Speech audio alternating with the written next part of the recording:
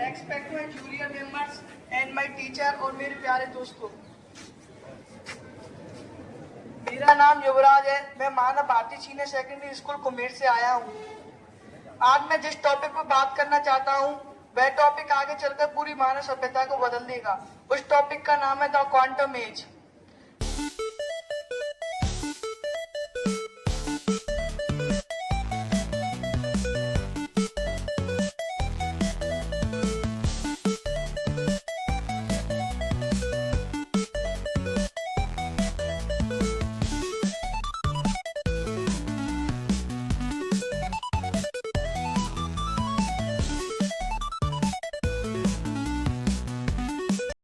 मेरे मित्रों साथी,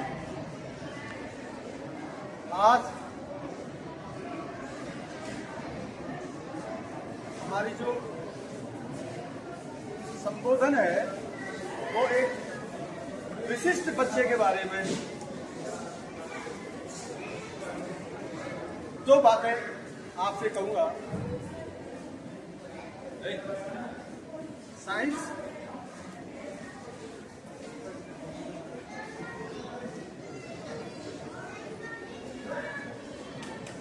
department of science and technology Rajasthan की ओर से प्रतिवर्ष एक स्टेट साइंस सेमिनार कराई जाती है। स्टेट लेवल पर हर डिस्ट्रिक्ट से वहां एक बच्चे को इनवाइट किया जाता है। पहले भरतपुर जिले में और अब लीग जिले में यहाँ के जो अधिकारीगण हैं उन्होंने ऐसा मान लिया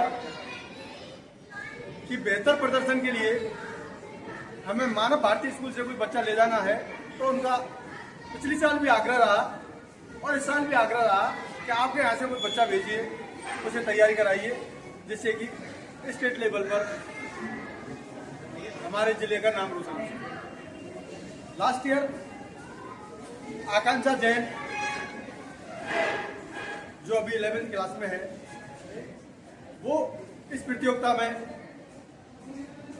शामिल हुई और उसने अपनी बेहतर परफॉर्मेंस बहुत कम समय में वहां दी और 4th प्लेस पर हम रहे। संयोग से इस बार ऐसा बालक गया जिस बालक पर तो मैं उम्मीद ही नहीं करता कि ये बालक जा भी सकता है और बोल भी सकता है, लेकिन बालक की इच्छा थी। मेरे पास सूचना आई कि साहब वो बालक जाना चाहता है। मैंने कहा आप देखो, आप निर्णय लो बेहतर। अगर बालक चाहता है तो मुझे बालक की भावनाओं को निश्चित रूप से उभारने का काम हमारी जिम्मेदारी है, लेकिन फिर भी आप विचार कर लो, क्योंकि ये केवल विद्यालय का नहीं पूरे जिले की अस्मिता का सवाल है। लेकिन दसोरा जी ने मुझे आश्वासन दिया कि आप निश्चिंत रहो, मैं उसको तैयारी कराऊंगा बेहतर और कुछ कोशिश करूंगा उसके बेहतरी के लिए। चलो अच्छी बात है, ऐसे बच्चे अगर जाते हैं तो जो भी होगा, लेकिन बच्चे की भावना का सम्मान के लिए मैंने अनुमति दी और उस अनुमति के बाद जो परिणाम आया वो काबिले तारीफ है। 4th स्थान पाया इसने, पहले तो इसके लिए तालियां।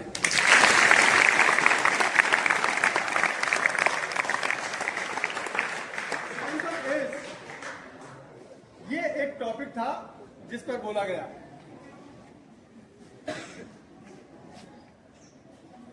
मैंने सुना कि साहब वहां तो ऐसे ऐसे बच्चे आए जो थ्रू आउट बहुत अच्छी इंग्लिश बोलने वाले।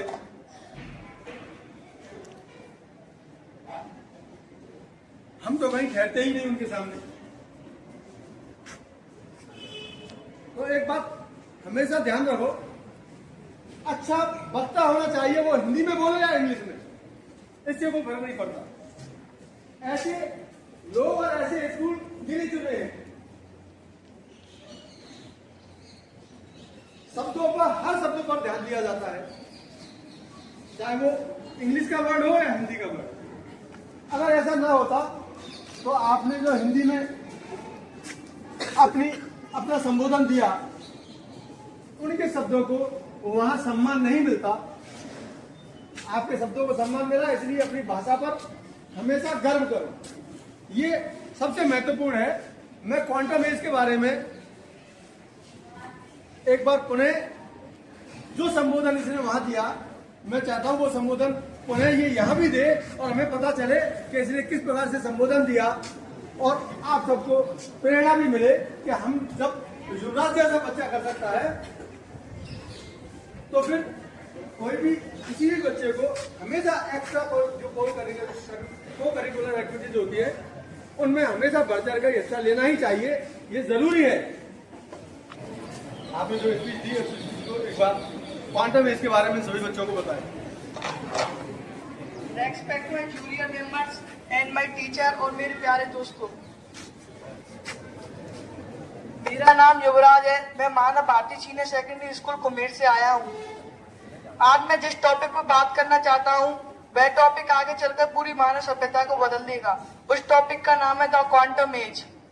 वैसे आप और हम जानते हैं कि 20वीं सदी को कहा गया था एटॉमिक एज, 21वीं सदी को कहा गया था डिजिटल एज, और अब मानव ने कदम रख चुका है क्वांटम एज में।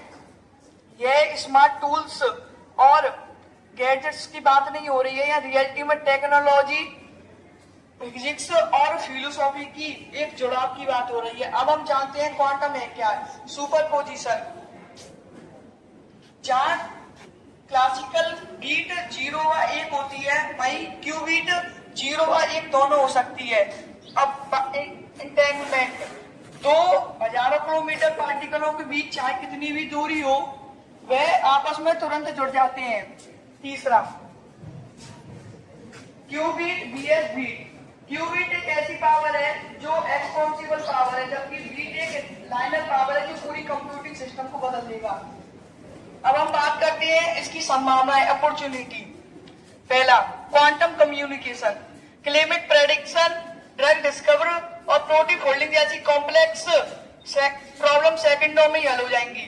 दूसरा, quantum brain and medicine, brain की कॉन्शसनेस एंड फोटोसिंथेसिस की सीक्रेट जल्दी ही हल हो जाएंगे। तीसरा, क्वांटम एआई, ह्यूमन लेवल की इंटेलिजेंस आ जाएगी। तीसरा, हर बड़ी ताकत के साथ चैलेंज भी आते हैं, उसी प्रकार क्वांटम के साथ भी बहुत चैलेंज है। पहला, क्वांटम लिटरेसी, डिजिटल लिटरेसी है अधूरी, क्वांटम लिटरेसी है जरूरी।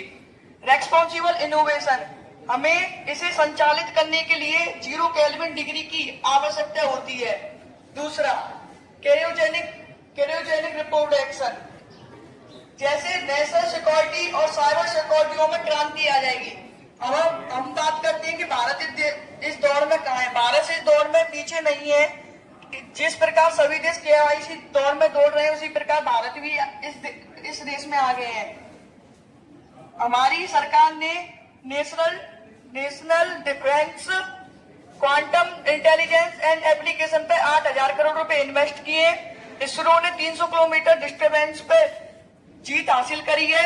IITS, IISc और TIFR में सक्सेस लैब खुल चुके हैं। स्टार्टअप्स क्वांटम कंप्यूटिंग और क्राई फोटोग्राफी में तेजी विकास हुआ है। निष्कर्ष, मेरे प्यारे साथियों, जैसे भविष्य हमारा इंतजार नहीं करेगा, हमको ही तय करना है कि क्वांटम हमारे लिए ब्लेसिंग है या क्रश। Thank you.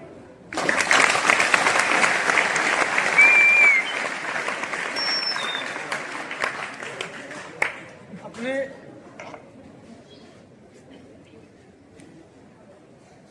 समाज में बोलना, अपने परिवार में बोलना, अपनों के बीच में बोलना, और यहां से सैकड़ों किलोमीटर दूर जाकर के दूसरा समाज जिसमें बहुत ही विद्वजन लोग बैठे हुए, उनके बीच में बोलना, अपनी बात को कहना, ये सामान्य बात नहीं।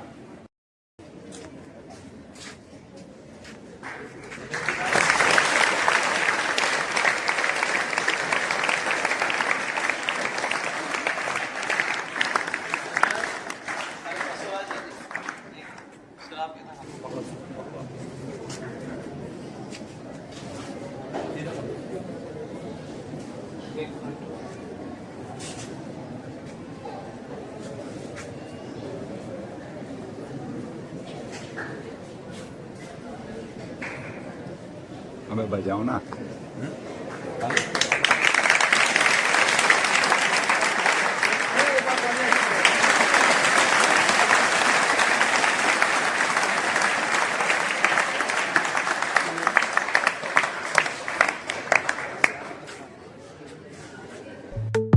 कान्हा किड्स प्ले स्कूल, जहाँ बचपन मुस्कुराता